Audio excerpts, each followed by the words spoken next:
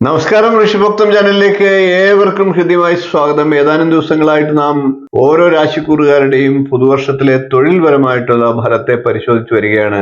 മേടം മുതൽ തുലാം വരെയുള്ള രാശിക്കാരുടെ ഫലത്തെ പറഞ്ഞു കഴിഞ്ഞു. ഇന്ന് അതിന്റെ തുടർച്ചയായിട്ട് നമുക്ക് വൃശ്ചികക്കൂറുകാരുടെ തൊഴിൽ ഫലത്തെ പരിശോധിക്കാം.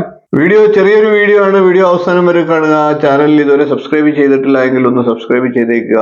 ഇതിനു മുമ്പ് ഓരോ നക്ഷത്രക്കാരുടെയും ഓരോ രാശിക്കൂറുകാരുടെയും സമ്പൂർണ്ണ പുതുവർഷ നക്ഷത്ര ഫലത്തെ പറഞ്ഞു കഴിഞ്ഞു. ആ വീഡിയോകൾ കണ്ടിട്ടില്ലാത്തവർ കാണുക.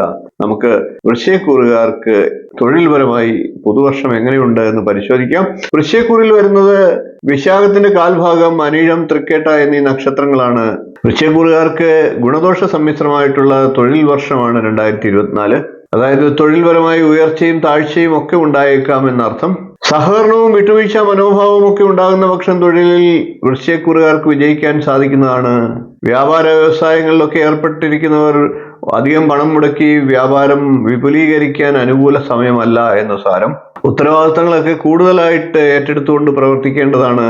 2024 രണ്ടാം പകുതി വൃശ്ചികക്കൂറുകാരെ സംബന്ധിച്ച് കൂടുതൽ അനുകൂലമാണ്. കഴിവിന്റെ പരമാവധി മനസാക്ഷിക്ക് അനുസരിച്ച് മുന്നോട്ട് പ്രവർത്തിക്കുക. ഈ ഒരു പുതുവർഷത്തിൽ ആദ്യത്തെ പകുതിയിൽ ലാഭമോ നഷ്ടമോ ശ്രദ്ധിക്കാതെ പ്രവർത്തന നിരതരായി ഇരിക്കേണ്ടതാണ്. ഭാവിയിൽ അത് നേട്ടങ്ങൾ നൽകും എന്ന് സാരം. എല്ലാ കാര്യങ്ങളിലും സമാധാനപരമായി ചിന്തിച്ച് പ്രവർത്തിക്കുക. കൂടുതൽ ആക്രമണ സ്വഭാവമോ പ്രതികാര സ്വഭാവമോ ഒക്കെ തൊഴിൽപരമായിട്ടുള്ള കാര്യങ്ങളിൽ ഒഴിവാക്കുക.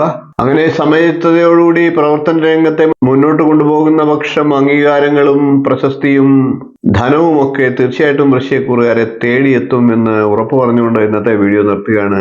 വീഡിയോ ഇഷ്ടപ്പെട്ടുവെങ്കിൽ ഒന്ന് ലൈക്ക് ചെയ്യുക, ഷെയർ ചെയ്ത് മറ്റുള്ളവർക്കും ഈ അറിവ് നൽകുക. ചാനൽ ഒന്ന് സബ്സ്ക്രൈബ് ചെയ്തേക്കുക. നിങ്ങളുടെ അഭിപ്രായം കമന്റായിട്ട് അറിയിക്കുക. അടുത്ത ദിവസം നമുക്ക് ധനുക്കൂറുകാരുടെ പുതുവർഷത്തിലെ തൊഴിൽ പരമായിട്ടുള്ള അവസ്ഥ പരിശോധിച്ചുകൊണ്ട് കാണാം. നന്ദി, നമസ്കാരം, ശുഭദിനം.